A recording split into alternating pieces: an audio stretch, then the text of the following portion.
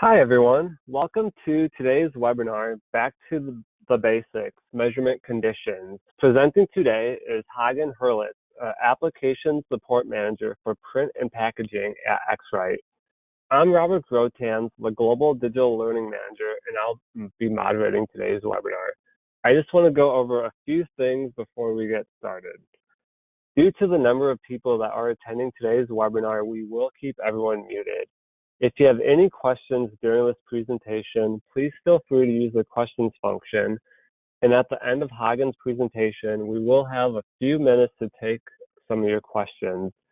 This webinar will also be recorded, and we will follow up with an email at the end of this webinar so that you can view the recording again. So with that, I will turn it over to Hagen to kick things off. All right, thank you very much, Robert. So yeah, welcome to our little webinar, which is called Back to Basic Measurement Conditions. So what I want to talk about today is basically, like the title suggests, really taking a step backwards and talk about the terms which are broadly used in color management and try to figure out what exactly is hidden behind those terms and how we can use different technologies and those terms to make our life easier when it comes down to colors. So before we begin, let's take one step back and talk about what actually is a color. Because before we start talking about different conditions and different measurement methods, let's briefly summarize what a color actually is.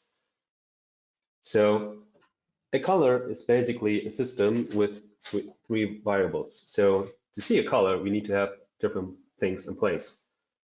For example, what we need to have to see a color in printed packaging, we need to have light. So if we don't have any light, we can't obviously don't see a color. The next thing we need to have an object. So we need to have something to look at, of course, to get the color, right? And reflection in this example. And the last thing we need is an observer. So in this presentation, the observer is you, the viewer. So it could also be a measurement instrument, for example, which can be an observer. So somebody who's taking up the reflections of the object. Now, the tricky thing is here, when we talk about color management, we need to make sure that the light and the observer is always speaking a constant language, so that the terms are right and the conditions are right. The object, for example, print and packaging, could be a printed sheet. So when we talk about light, we need to make one thing clear. A light source is not equal to a lighting condition. To give you an example, the most common known light source we have in our world is obviously the sun. Now the question is the sun always looking the same? When the sun is rising, it's very reddish, very warm. It moves across the horizon, and in the afternoon, it's getting colder and colder till it finally sets and the light is changing again. So when we talk to get a lighting condition stable, we need to make sure that we're really talking about the right thing. So just talking about light source, for example, let's have a look at it under the sun, step outside. That's not a good description which light is used to look at an object. Now, how could this affect us, basically? So what we have the option to go with the ISO standard, basically, which defines D50 and D65, which sounds odd at first, but the D is short for daylight and 50 for 5000 Kelvin, or D65, daylight, 6500 Kelvin. So now you see this lovely little painting over here. And right now we are looking at it under a lighting condition of D65. So that's basically the standard which is used, for example, in textile or plastics. Print and packaging, we are commonly using a D50. Now, I changed the light, and you may have noticed or not noticed that the object, the picture, is slightly changing in its appearance. Because the difference here is that D65 is a colder light. So the higher the number, the colder the lightning giving your object its color. We can also go with lightning source A, which, for example, is the tungsten bolt which was used at home. And as you can see now, the color is changing dramatically on our little painting over here, and it's getting warmer and the bluish is turning reddish. On the other hand, if we go with the D70500, the picture is much, much colder. The appearance is much colder. So we need to make sure when we want to evaluate visually an object, the color, that we always using the same lighting condition. Otherwise, we can have dramatic shifts in the appearance of an object. Another thing to note here is it's not only one light source usually you're looking at. Normally, it's a mixture of different lighting conditions you're looking at. So that's the recommendation, to use a light booth, basically, so that you can get rid of all the surrounding lights and ambient lights. Because, you know, when I turn off the ambient light over here, you see the object is changing again. So once again, my recommendation, if you want to go with a visual assessment of things, please make sure to go with a light booth at least. Another point which you could raise or which you could make is, well, that's all good, fine enough, but maybe I just go to the supermarket, buy me lots of different light bulbs, and then I put it in my place, and then I'm good to go because they should be the same. The reason why the ISO is, for example, printed packaging is clearly stating D50 is that there is something which is called metamerism. So metamerism is a phenomenon where you have two objects, which you can see here now. Those two objects under D50 look exactly the same. So you produce those two little pieces over here, and then you send one over to the customer, and let's pretend the customer is using a different light source. So you can see now one object is looking different under D65, and that's basically the challenge with metamerism. So metamerism means that you have a color, an appearance, which is looking exactly the same under lighting condition A, but different under lighting condition B. There are some tricks to get this effect controlled in a controlled environment. So, but another recommendation would be, if you really want to look at things and the customer as well, make sure that the customer is also looking under D50 to avoid unpleasant surprises. Okay, let's go back to our little painting over here. Now, we talked about the daylight, D50 or D65. Often when you look at those conditions, there is a slash and there is a 2 degree and 10 degree right behind. So what's actually behind that? This is the observer. Now, what does it mean? What is an observer angle, which is always displayed behind those D50 or D75, for example? The observer angle is telling you what the area of view you're currently using to look at a picture. Sounds odd. What's the reason behind that? Well, this is coming strictly from our humans' biology and how our eyes are built and working. We have something which is called the yellow spot or fovea. It's a little area in the back of our eyes which have all the cones and the others, which now is missing the word, but where all those little things are centered to gather all the information you need to perceive a color or an appearance. Now, and to be honest, this is a really, really small place. So we humans are really just can perceive our environment with a tiny, tiny percentage of our human eyes. The rest is basically just doing our brain on the fly to give us all the information we need. So right now there is, we're talking about the yellow spot is between 1 degree or 1.5 degree. So when you look at this complete picture on your screen, this little spot here is what you actually can perceive sharp. The rest is going to be done by your brain. So that means it's not possible for us to just look at the color separated if the color is nested around other colors. So if, like in this painting, if you have a wild mixture of different colors, it's not possible for your brain to separate those different colors. You will always get those other colors mixed in as well. For print and packaging, the ISO norm settled upon a 2 degree, which is, to give you an idea, when you stretch your arm to the full extent, you put up your thumb and you look at your thumbnail, that's 2 degree. So that is the viewing area which we are talking about when we are in print and packaging. And 10 degree, that's this area. That's basically when you once again stretch your arm and you look at the back of your fist, that's the 10 degree. So like I said, print and packaging 2 degrees, industrial applications, we're talking about 10 degrees basically. Why is that important? Well, if you look now at this picture and you try to count the black dots, you will see that you are not quite able to do so, because when you try to catch a black dot with your eyes, it's always disappearing. That's the observer, the 1 degree observer. You have only a small fragment you're seeing really sharp and focused with your eye. The rest is your brain looking for patterns, and those patterns are recreated inside of your brain. Now, every magician in the world is working due to this biology of our eyes. So if we have like an observer angle of 100%, no magician would have a show to set up. It wouldn't work because we could see what's actually going on. And that's also the reason why you sometimes are basically fooled by your eyes.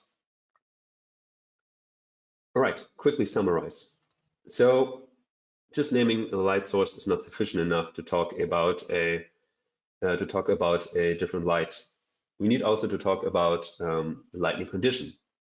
The observer degree is the area of view you're looking at something. So 1 degree, 2 degree, or 10 degree. The viewing conditions are defined in the ISO 3060-66-4. So if you're interested to read through the ISO, this is the one which is clearly stating how to use this. And the standard for the graphic industry, print and packaging, for example, is defined as a D50 2 degree. If you are in a different environment, this may be different. All right, now chapter 4. So let's talk about what exactly is a measurement geometry. So we talked about a lightning, we talked about an observer, but sometimes you stumble across different terms as well.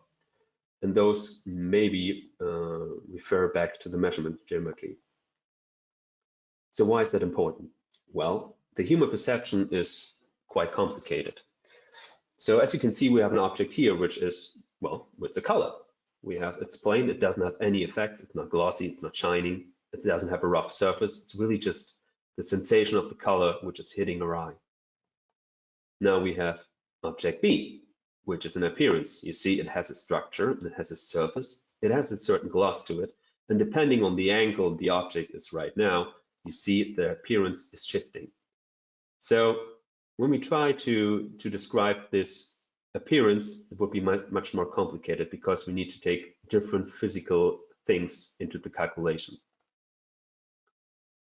To give you an example, now, how does the measurement devices are doing the trick here?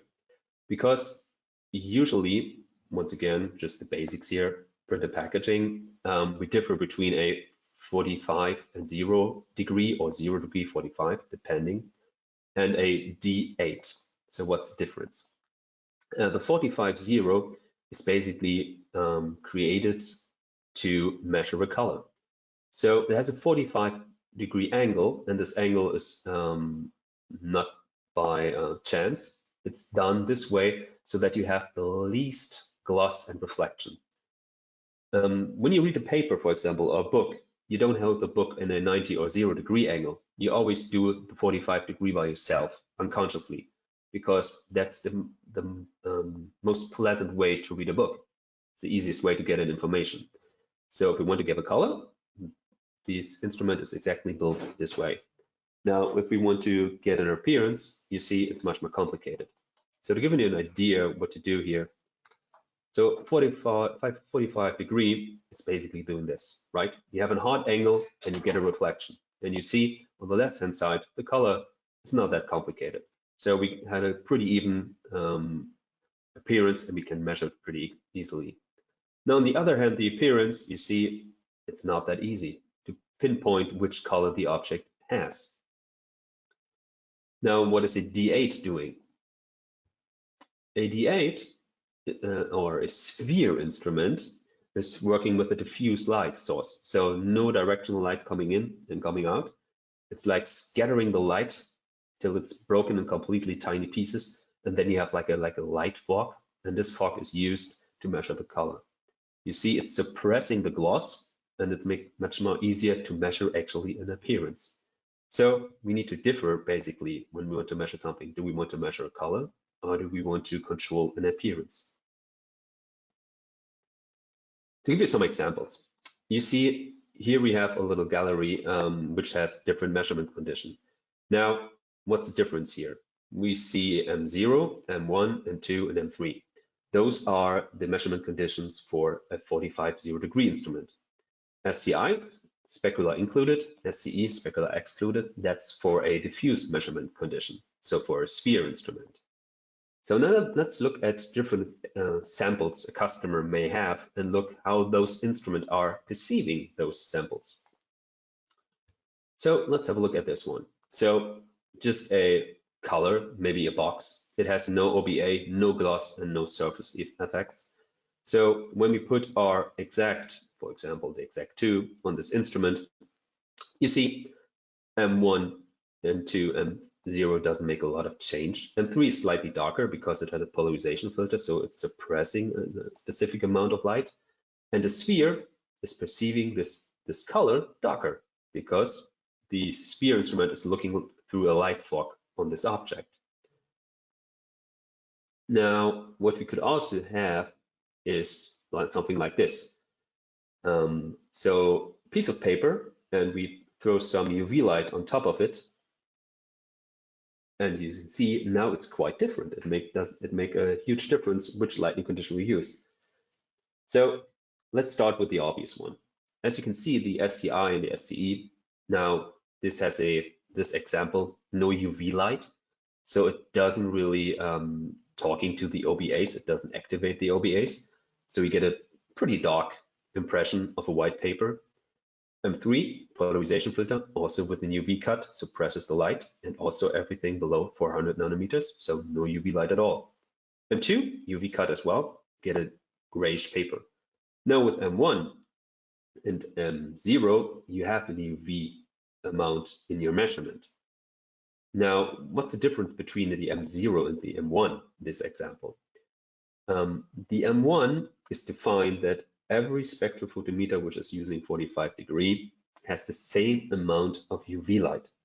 So if you have a mixed environment with different spectrophotometers of different corporations, those should have the same amount of UV lights. So when you measure, you should get the same result.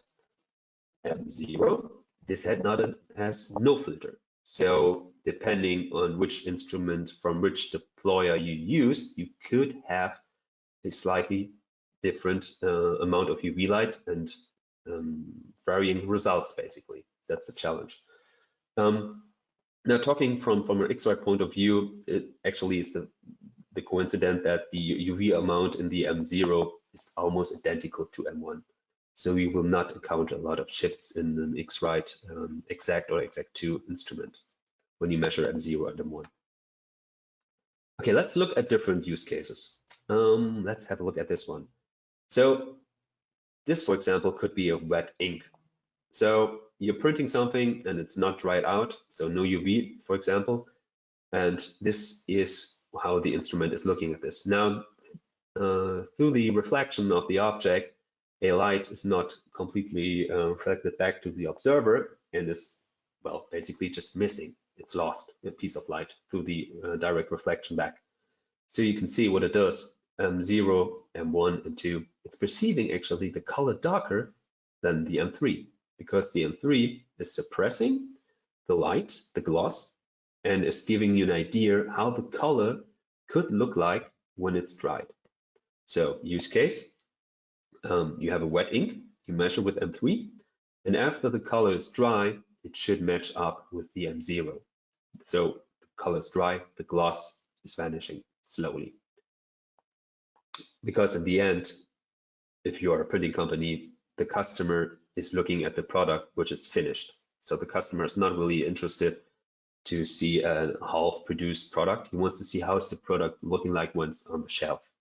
And the customer usually is looking at it in a dry, state. All right, so let's have a look at this beautiful gold over here. So how's my instrument looking at gold? You see, and this is a good use case for a sphere instrument. The direct, once again, the same issue with the gloss color. A direct light has an angle coming in and an angle coming out if it's a surface which is reflecting all the light. You see, the observer at 0 degree can't pick up a color. So when you took a 45-degree instrument and you measure a gold, you get a very dark brownish thing.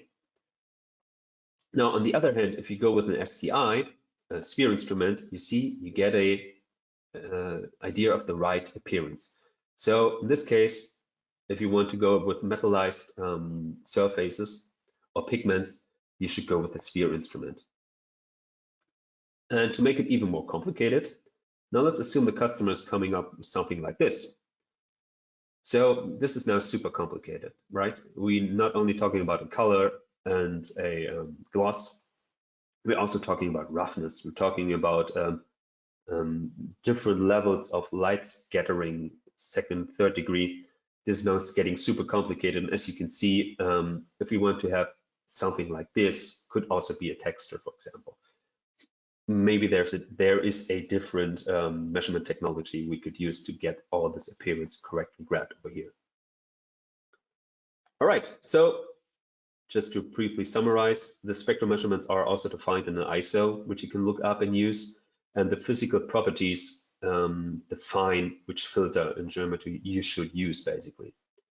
For print and packaging, the graphic industry, M0, basically what I said is the null filter, M1 with a specific UV content.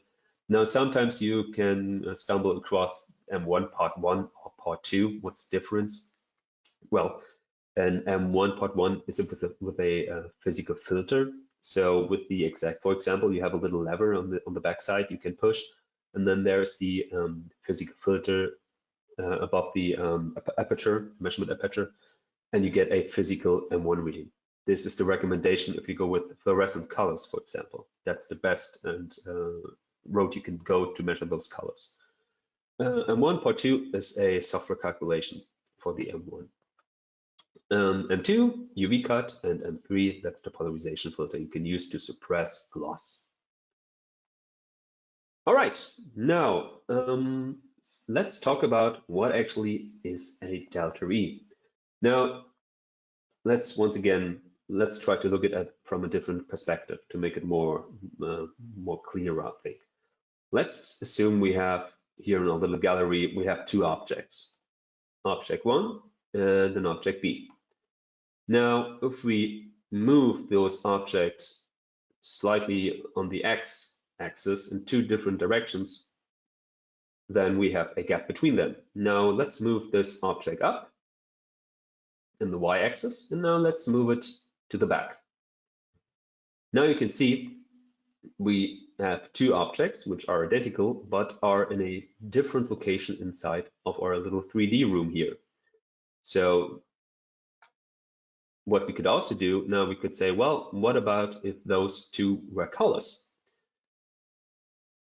Then we can go back and say, well, color A has this distance in the x-axis, this distance in the y-axis, and this distance in the z-axis. So we have three axes, and the room inside here, that's our difference. So, and this is what we're doing with the delta E. So every color we describe, we can put in the CLAB 3D room. It's basically a 3D model with three axes, A and B, and the L axis, where you can place all the colors we can measure spectrally. And when we move those colors in this room, we can calculate what is actually the difference, the room between those two objects. Now, That sounds good so far, but there is something to keep in mind here as well. There are some different calculations we can use. The most commonly used is the delta E76, which you can see here. It's a not that super complicated calculation. And the other one, which is fairly used, that's the delta E2000. Now you can see the delta E1000 is slightly more complicated. So what's the reason actually? When the delta E LAB values have been created back in the days in the C-Lab color gamut, the goal was to create a room which is close to the human perception. So when you move two colors in this room, the humans perceiving the colors should perceive it the same way like the colors are moving. Unfortunately, this goal wasn't quite achieved. It was a really good achievement, the LAB color gamut, but the colors were not mixing up with the human perception. So what we did then was not trying to correct the CLAB color gamut. We were correcting the equation how to get to an accurate result. So, and that's the delta E2000 basically. So the delta E2000 is correcting the color space C-Lab. The question always is, well, which one to use? My recommendation is always to go with the delta E2000. But now let me quickly go to the summary. There are an ISO for the graphic industry, the 2013-2, which is defining AB or 76 for offset printing. The -7, which is for proofing, defines a delta E2000. It's pretty safe to assume that the delta E AB or 76 will be moved later on to 2000 for offset printing as well. Yeah, so what's to take in consideration here that the visual sensitivity with the 76 can differ by factor 10. So the factor 10 referring back to the human perception. Delta E2000 makes it more cleaner and slicker so that you have a better correlation between the human perception and the actually measured value you get from the instrument. So clear recommendation, I would only recommend to go with the delta E76 if you're planning to get a PSO certification. Otherwise, I would recommend you always go with the delta E2000. All right, we're slightly overdue, but thank you very much. And let's see if we have any questions. Thank you, Hagen.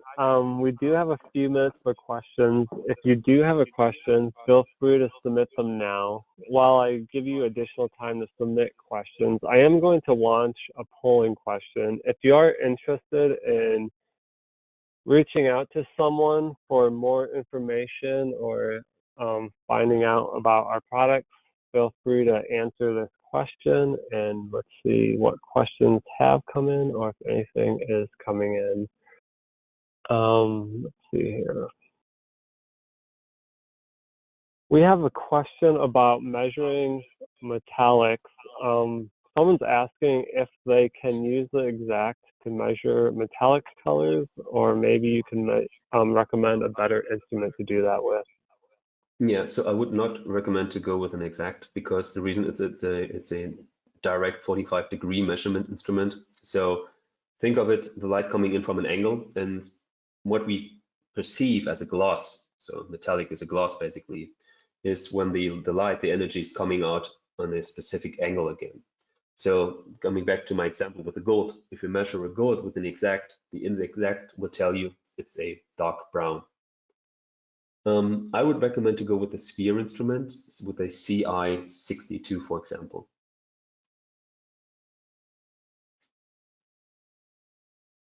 Going off of that, which X-Rite device allows SCI and SCE measurements? That would be our CI6 series.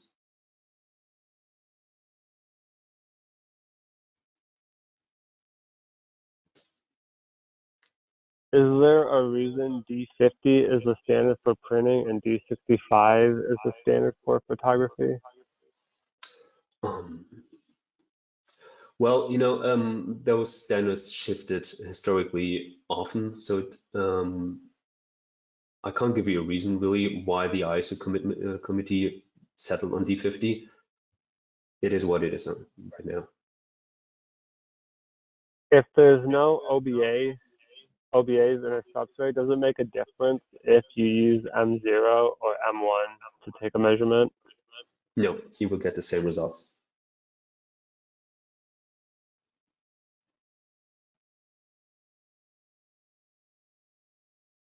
Let's see, we have time for one more question.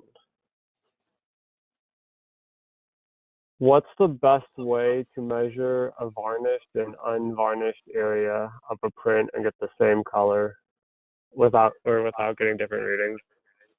Well, it kind of depends which varnish you are using. There are 100 different varnishes on the market. So if you're talking about a really high gloss varnish, it really comes down to the degree of the gloss, basically. So what I always recommend is, if you're not quite sure if you have how glossy your varnish is, just grab an exact, measure an unvarnished and varnished area, and check if you have a huge difference.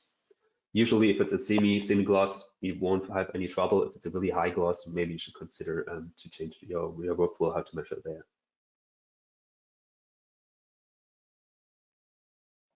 That was the last question we have time for today. So this will mark the end of our webinar.